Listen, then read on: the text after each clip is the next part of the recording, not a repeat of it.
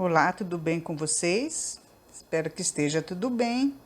Hoje é a nossa terceira aula e última aula do tratamento espiritual à distância, que também acontece de forma presencial na nossa casa espírita, sobre o tema mediunidade, né? Então, vamos reunir os familiares, que estão em tratamento para participarem da reflexão de hoje. Vamos colocar a nossa água na mesa para ser fluidificada pelos mentores no final da nossa reflexão, e vamos fazer a nossa prece, acalmando o nosso coração, elevando o nosso pensamento a Jesus. E assim, amigo querido, nós agradecemos mais uma vez a oportunidade de estarmos aqui em torno do estudo da mediunidade. Nos auxilia, Senhor, a entendermos os ensinamentos, a promovermos a nossa reforma íntima, a termos, Senhor, o controle das nossas emoções e a podermos auxiliar ao próximo através dos dons que o Criador nos dá. Obrigada por mais esta oportunidade e ser conosco hoje e sempre. Que assim seja. Então, o primeiro slide de hoje fala assim: Jesus e a mediunidade. Loucura, dificuldades financeiras estão associadas à prática mediúnica?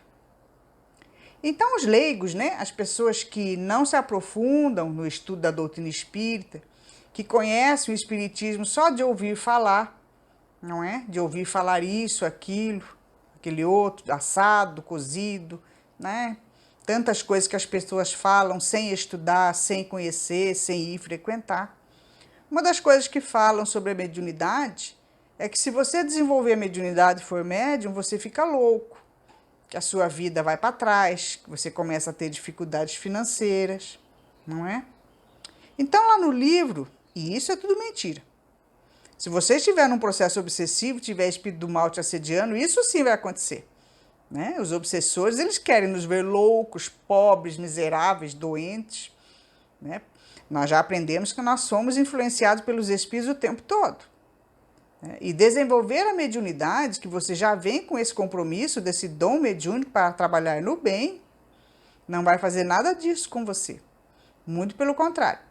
Vai te trazer enormes benefícios para hoje e para o futuro. Então vamos ler o que diz aqui, Temas da Vida e da Morte, pelo Espírito Manuel Filomeno de Miranda. Ele diz assim: as disposições pessoais para os desequilíbrios são inatas no homem, que neles estão em germe.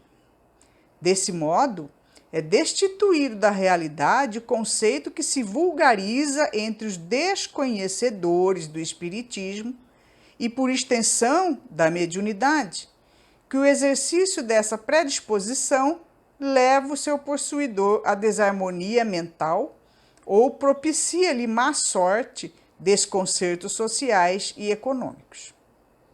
Então, ele diz aqui o seguinte: os desequilíbrios, que nós temos, ou que teremos muitas vezes na vida, desequilíbrios mentais ou desequilíbrios na nossa própria vida material, espiritual que seja, eles já estão inseridos em nós. A doutrina espírita nos explica que nada acontece por acaso. Então, se nós tivermos o resgate kármico de passarmos pelo transtorno mental, pela loucura orgânica que um dia pode acontecer na nossa vida, em algum familiar ou algum conhecido, isso já está pré-programado, já está dentro de nós. São resgates de atitudes erradas que nós tivemos no passado. A mediunidade, o contato com os espíritos, ele não vai interferir em nada, no nosso desequilíbrio mental ou no desequilíbrio financeiro. Não tem isso. Isso aí é falta de conhecimento de quem diz isso. E muitas vezes é falta até da pessoa que está tendo desequilíbrio mediúnico, que tem uma mediunidade que precisa ser trabalhada, e que muitas vezes ela não quer. Ela não quer assumir um compromisso de fraternidade. Ela acha que isso não é nada. Ela não quer assumir um compromisso que ela, na verdade, assumiu antes de reencarnar.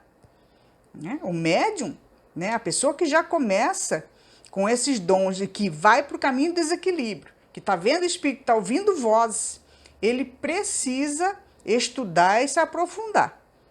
para poder manter o seu equilíbrio e trabalhar principalmente no bem. Mas muitos não querem.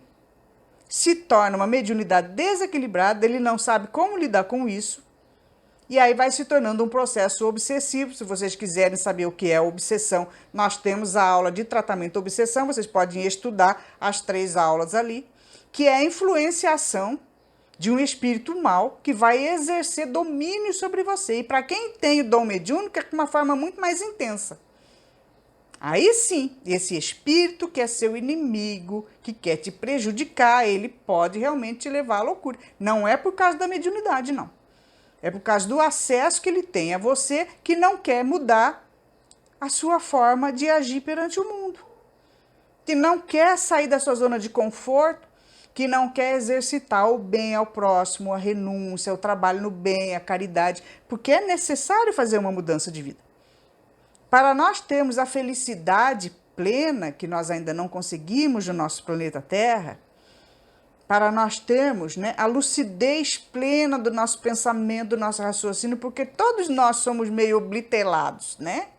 A nossa mente não funciona 100% no planeta Terra. Nós temos dificuldade de entendimento, de raciocínio, porque nós somos seres ainda que vivemos mais no comportamento egoísta, que oblitera o nosso raciocínio, que nós pensamos sempre em nós, de uma forma mais egoísta, no nosso ego, no nosso bem-estar material. Nós não conseguimos raciocinar sobre o verdadeiro sentido da vida, sobre os viajantes do universo em busca da perfeição plena que nós queremos. Então a gente fica nessa dificuldade emocional. Muitas vezes nós podemos passar por loucos em questão de segundos, dependendo do tipo de comportamento que nós temos. Se eu fico com raiva de alguém, não é? Se eu não sei me controlar, eu digo coisas, eu faço gestos, eu tenho um comportamento de desequilibrado. Então, muitas vezes, nós somos loucos e desequilibrados em alguns momentos da nossa vida. Não é por causa da mediunidade, é por causa do nosso comportamento, da nossa personalidade, do desequilíbrio das nossas emoções. Então, a mediunidade, ela não desequilibra ninguém, muito pelo contrário, ela equilibra. Ela dá paz, ela dá tranquilidade, ela dá conhecimento, né? Ela faz com aquele ser, né, ele realmente seja dono do seu destino. Ele busque a felicidade através das ferramentas que a doutrina espírita vai auxiliar, porque é a transformação daquele ser para melhor, para o bem, para o exercício da fraternidade com todos os seus irmãos encarnados e também desencarnados. No segundo slide diz assim, ó, características essenciais ao bom servidor da mediunidade. Em todo ser candidato a médium, mesmo que ele vá por boa vontade à casa espírita, ou que ele esteja, né, buscando o equilíbrio de uma mediunidade ostensiva desequilibrada, ele tem que se inserir nessas características que são essenciais. Ele tem que mudar a sua forma de agir. Ele tem que ter disciplina, e é necessário que se tenha disciplina. Ele tem que ter humildade natural e espontânea, porque o dom mediúnico não é privilégio de ninguém, muito pelo contrário. Ele tem que ter renúncia às glórias humanas, porque o médium, né, ele é exercitado na vaidade. Muitos, né, nossa, vão começar a me observar como ser especial. Ah, se soubesse que de especial não tem nada, não. Né? Ele tem que ter essa renúncia às glórias humanas, porque senão ele se perde na vaidade e ele também acaba atraindo aí espíritos, né, de pensamentos e sentimentos negativos. Tem que promover ação no bem. A mediunidade tem que ser gratuita, porque é um dom também gratuito que o Criador nos dá. Ele faz parte, né, de um sentido nosso, inato a nós, né, um sentido que vai, conforme a gente for evoluindo, fazer parte, né, da nossa natureza. Nós, encarnados, poderemos nos comunicar com os desencarnados quando nós estivermos mais evoluídos, quando o planeta estiver mais evoluído, quando houver a compreensão, né, desse dom da natureza normal, em que nós nos comunicamos com os encarnados, nós também poderemos nos comunicar com os desencarnados. Isso é um dom natural e gratuito do Criador para nós. E algumas pessoas acham que é especial e cobram, não é? Fazem o mal, prejudicam, ou até dizendo que vão fazer o bem, mas a partir do momento que você cobrou esse dom, que é gratuito, você já está usando de forma errada e criando um processo de colheita muito triste no futuro, né? Honradez, seriedade moral e renúncia aos destaques pessoais. Essas são características essenciais que o médium precisa ter. No slide número 3, existe necessidade do estudo antes da prática mediúnica? Existe sim. O médium, de todos os trabalhadores da casa espírita, é o que mais tem que estudar. Ele não pode parar de estudar nunca, né? Porque ele precisa ser um canal para todos os espíritos. O médium é um canal não só para espíritos sofredores, mas também para espíritos mais evoluídos. E muitas vezes, se ele não tem conhecimento, os espíritos evoluídos não conseguem transmitir através dele, porque ele não consegue raciocinar, ele não tem raciocínio adequado, conhecimento adequado, para que entidades mais elevadas consigam trazer ensinamentos também mais profundos para a humanidade, para aquela casa espírita, para aquele grupo de trabalhadores. Então, a primeira necessidade do médium é evangelizar-se a si mesmo antes de se entregar às grandes tarefas doutrinárias, pois, de outro modo, poderá esbarrar sempre com o fantasma do personalismo em detrimento da sua missão. O que é o fantasma do personalismo? É aquele que ele começa a colocar o seu ponto de vista. Existe toda a questão do animismo, que isso é um outro estudo quando já se está inserido dentro do estudo da mediunidade de uma forma mais intensa e mais profunda, né? Então, o médium precisa estar sempre estudando. Ele precisa saber, conhecer tudo sobre a mediunidade dele. Ele precisa se evangelizar. Ele precisa saber que ele não é ninguém especial, né? Que ele não é um ser que as pessoas vão idolatrar. Ele precisa saber que ele vai estar na companhia, né, de espíritos tanto sofredores quanto mais iluminados. Ele precisa se entregar com humildade para que ele não acabe colocando a própria personalidade, os próprios pontos de vista nas mensagens que ele traz. É necessário estudar de uma forma muito profunda. Nós não podemos receber na casa espírita aquela pessoa que já vem dizendo que é médium, que recebe espírito, que ouve espírito. Ele não entra na reunião mediúnica. Ele tem que passar no mínimo por 2 anos de estudo para que ele possa, né, realmente estar promovendo a sua reforma íntima, que ele possa ser observado, que ele está já equilibrado, para iniciar o contato com a espiritualidade. Não é chegar e pôr numa reunião mediúnica, senão ele desequilibra mais ainda, né? Ele precisa promover a sua transformação moral, a sua reforma íntima, conhecer realmente o que é ser médium, o que é trabalhar na mediunidade, porque exige renúncia, exige disciplina, exige estudo, né? Para que ele possa fazer um bom trabalho, uma boa atividade realmente na companhia de entidades superiores, de espíritos do bem, em auxílio aos espíritos sofredores. Então, continuando aqui, o melhor método de ensino espírita consiste em se dirigir àquele que ensina antes a razão do que aos olhos. Porque as pessoas gostam de ver, né, os fenômenos mediúnicos. Todo mundo quer ver alguém incorporando, falando, dizendo que está chegando espírito, trazendo mensagem dos espíritos superiores, ou vendo um espírito sofredor ali trazendo a mensagem sofredora dele. Todo mundo fica muito mais apegado àquilo que os olhos veem. Até o médium.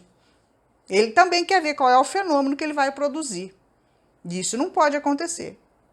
Ele tem que saber que tudo tem que ser feito de uma forma, né, orientada, disciplinada, né? Ele tem que estar inserido na razão, no estudo e não no fenômeno, né?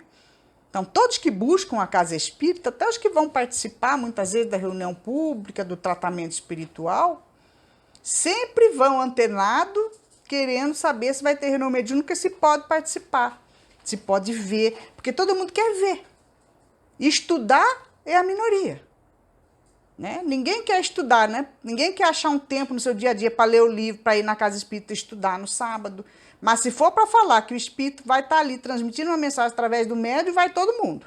Por isso que a casa espírita séria tem toda uma disciplina a ser seguida, não é? No slide número 4, o estudo doutrinário. O estudo doutrinário estimula a criação de um estado íntimo otimista, equaciona os problemas afligentes que cedem lugar à confiança na fatalidade do bem que a todos se destina. Origina-se aí a autoconfiança com o consequente libertar-se das preocupações exageradas e da valorização de insignificâncias que se responsabilizam por muitas aflições. Temas da vida e da morte. Manuel Filomeno de Miranda.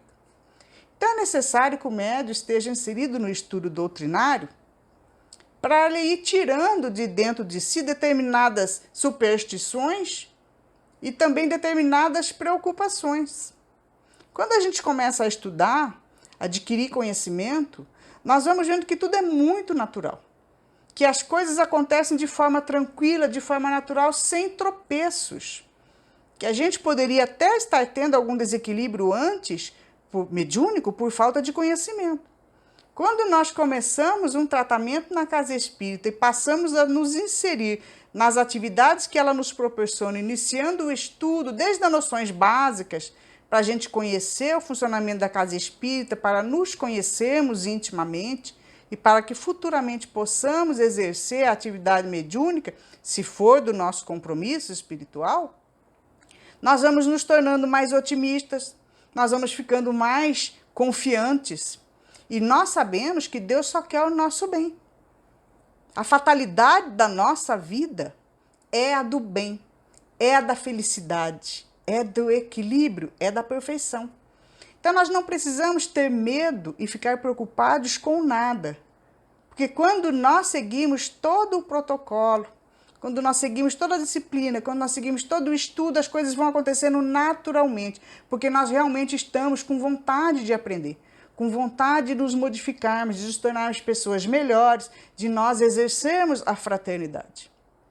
Então, quando a gente tem essa autoconfiança, todas essas preocupações que a gente tem ou tinha, né? Esse valor que a gente dá para essas insignificâncias da vida, por esses probleminhas que são pequenos diante do engrandecimento que a gente vai tendo quando encontra a paz, quando tem o conhecimento do verdadeiro sentido da vida, quando a gente conhece até o porquê das dificuldades que acontecem na nossa vida, nós adquirimos equilíbrio. Nós vamos vendo que tudo é de uma forma natural, de uma forma tranquila. A gente deixa de ter esses medos bobos e de dar valor por coisas que não têm necessidade, porque nós estamos fadados à felicidade, à perfeição, à paz e à tranquilidade. Então, um dos primeiros cursos que nós vamos fazer dentro da casa espírita é o Noções Básicas, porque nós temos que começar pelo básico. Por isso que não se pega um médium ostensivo que chega na casa espírita e se coloca ele na mediunidade, porque ele precisa estudar. Alguém que vem, né, com dons mediúnicos na casa, que não conhece a doutrina espírita, que nunca esteve inserido numa atividade mediúnica, né, ou que chega de repente com outros valores ou com outras atividades diferenciadas, que trabalhou num outro local de forma diferente, ele tem que começar desde o início, para poder, sabe, aos pouquinhos ir se aprofundando nos estudos, para poder aos pouquinhos ir se adaptando à atividade daquela casa espírita, para poder aos pouquinhos ir exercitando a fraternidade, para ir se melhorando, até ele alcançar a possibilidade e o equilíbrio e o conhecimento suficiente para se inserir no desenvolvimento mediúnico. Então, todos que são candidatos a médiuns têm que iniciar pelo curso de Noções Básicas de Doutrina Espírita, que a casa oferece, né? E a cada 6 meses existem esses cursos regulares até, depois de 2 anos, atingir o estudo da mediunidade e do exercício, né, inicial da mediunidade. Então, continuando aqui, Jesus e mediunidade. Está lá no livro Temas da Vida e da Morte, também, de Manuel Filomeno de Miranda, dizendo assim: o exercício da mediunidade com Jesus, isto é, na perfeita aplicação dos seus valores a benefício da criatura, em nome da caridade, é que o ser atinge a plenitude das suas funções e faculdades, convertendo-se em celeiro de bênçãos, semeador da saúde espiritual e da paz nos diversos terrenos da vida humana na Terra. Esse primeiro parágrafo é do Estudo dos Espíritos de Joana de Ângeles. Aí, Temas da Vida e da Morte, Manuel Filomeno de Miranda, no segundo parágrafo aqui diz assim: Jesus, que na Terra exerceu a função de médium de Deus e com seu pensamento mantinha constante identificação, jamais se escusava de atender à infelicidade e ao sofrimento de qualquer procedência. Enfim, atendeu aos enfermos do corpo e da alma, que somos quase todos nós, e que, tanto tempo após a sua estada em nosso meio, prossegue sem nos abandonar por um momento sequer. Então, Jesus foi o maior médium, né, o maior intermediário entre os espíritos e nós encarnados que já existiu na Terra. Ele também veio dar o exemplo dessa possibilidade que nós temos de nos comunicarmos com os espíritos. Jesus enxergava tudo o que se passava com os seres que o procuravam, principalmente, né, com os desequilibrados emocionalmente, espiritualmente. Ele via a perturbação que os espíritos faziam naquele ser doente que o procurava, né, que buscava o seu auxílio. Ele dirigia o tratamento desobsessivo aos espíritos perturbadores daquele irmão que estava buscando o auxílio dele, os alucinados, os chamados de loucos, que na verdade não eram. Eles estavam simplesmente sendo obsediados por irmãos desencarnados. E Jesus tratava a ambos, né? Tanto o encarnado quanto os desencarnados. Ele via os dois lados da vida, de uma forma extremamente natural, que um dia nós todos poderemos fazer também, iremos fazer, porque irá fazer parte do nosso dia a dia, do nosso contato com a espiritualidade. No próximo slide, diz assim: mediunidade com Jesus. Slide número 7. Mediunidade com Jesus é, acima de tudo, serviço aos semelhantes. Está no livro Mais Luz, de Batuíra. A mediunidade com Jesus liberta, edifica e promove moralmente o homem. O livro Seara do Bem, Manuel Filomeno de Miranda. Mediunidade com Jesus é a porta de intercâmbio com o mundo espiritual, trazendo à humanidade sofredora a chuva de bênçãos que os benfeitores proporcionam aos seus tutelados. No livro Garimpeiros no Além, Bezerra de Menezes. Então, todo o trabalho mediúnico sério, ele é feito sob o amparo de Jesus, sob o amparo de todos os ensinamentos que o Cristo trouxe na Terra. Toda a casa espírita séria, né, que tem todas as atividades de caridade, de fraternidade, de exercício mediúnico, está inserida nos ensinamentos de Jesus. Porque o primeiro passo, antes de nós nos tornarmos os medianeiros dos espíritos que querem se comunicar com a matéria, nós temos que seguir os passos do Mestre. Por isso, a necessidade do estudo no mínimo de 2 anos antes de ser inserido na mediunidade. Porque é necessário promover uma reforma íntima, mudar os valores da sua vida. E quando você se tornar um medianeiro, né, aquele que vai fazer o intercâmbio, você já tem que estar exercitando o amor ao próximo, a fraternidade, a humildade. Não se achar melhor do que os outros, porque na verdade você, o médium, é o mais endividado. É aquele que mais precisa trabalhar, mais estudar e que mais necessita a misericórdia dos espíritos superiores porque muito errou. E está tendo a oportunidade de resgatar mais rapidamente, né? Com uma quantidade maior de espíritos, que aqueles que vêm, que vão, né, aproveitar da sua mediunidade para se comunicarem. Praticamente todos foram aqueles que também estiveram em contato com você e que você, de uma forma ou de outra, prejudicou. Então, para que você possa evoluir de uma forma mais rápida, exercitar também a caridade e a fraternidade com esses irmãos, na grande maioria serão os sofredores, que irão, né, trazer as suas mensagens e ter a necessidade do auxílio do trabalho mediúnico da casa espírita e da sua doação naquele momento da atividade mediúnica. E nós, os médiuns, vocês, os médiuns, só tem a ganhar, né?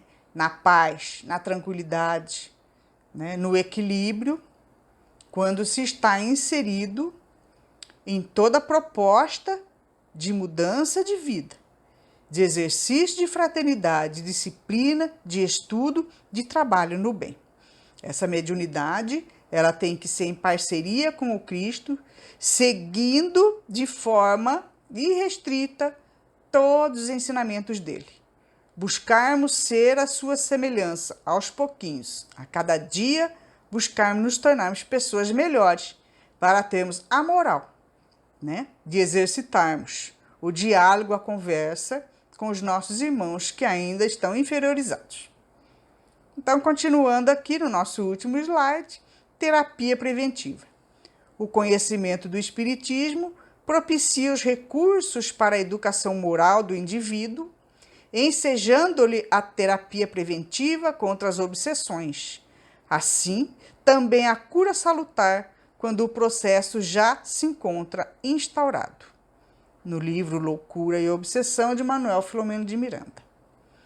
Então, para nós que queremos ser médiuns de uma casa espírita, se tivermos esse dom, né, que ele pode ser desenvolvido ou não, dependendo do compromisso que nós assumimos na espiritualidade, ou para nós que muitas vezes já temos esses dons, que estão em desequilíbrio, que nós não estamos sabendo como lidar com eles, que estamos ouvindo vozes, vendo vultos, vendo espíritos, acontecendo alguns fenômenos em nossa casa, ou com processos obsessivos, ou com pensamentos que nós não conseguimos controlar.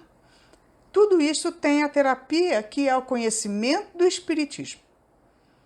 Nós vamos nos aprofundar no estudo da doutrina espírita, que vai nos ensinar de uma forma natural o nosso contato com esses espíritos, com esses nossos irmãos que desencarnaram antes de nós.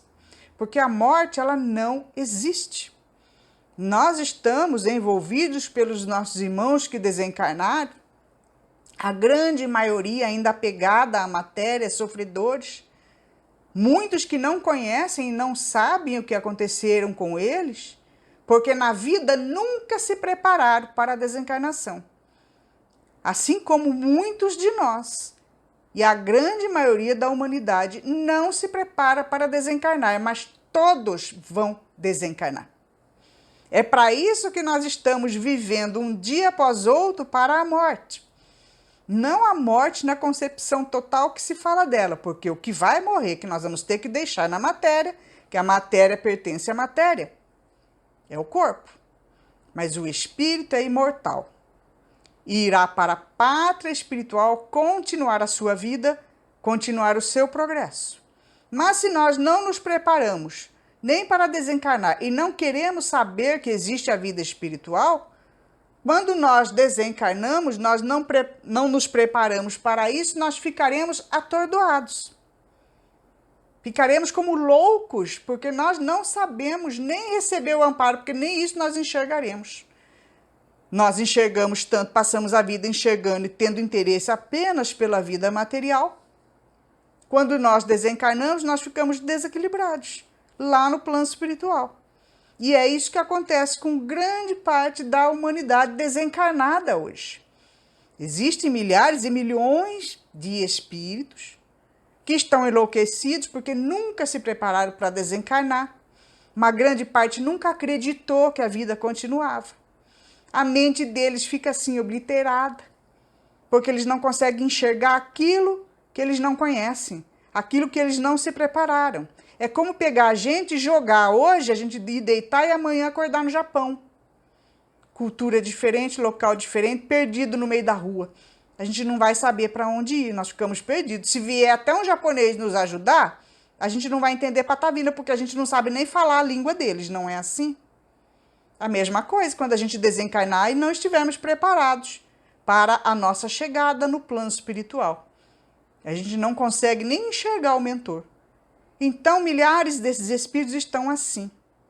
E que os médiuns, trabalhando seriamente, fraternalmente, caridosamente na casa espírita, vão auxiliá-los a continuar a sua jornada no plano espiritual, a desfazer mágoas, rancores, né? Então, isso é o que? A terapia preventiva, o conhecimento do espiritismo, que vai fazer com que nós enxerguemos a nossa jornada de forma natural. Uma hora na matéria, outra hora na espiritualidade. Então, tudo tem solução, tudo é para a nossa felicidade, que o Criador nos deseja, depende de nós buscarmos conhecimento, nos aprofundarmos nos estudos antes de criticar, buscarmos a cura, né, através da mudança do nosso comportamento, da mudança da atitude e da reforma íntima. Tudo para trazer a felicidade, o equilíbrio para a nossa vida, para nós como seres imortais, viajantes do universo em busca da perfeição.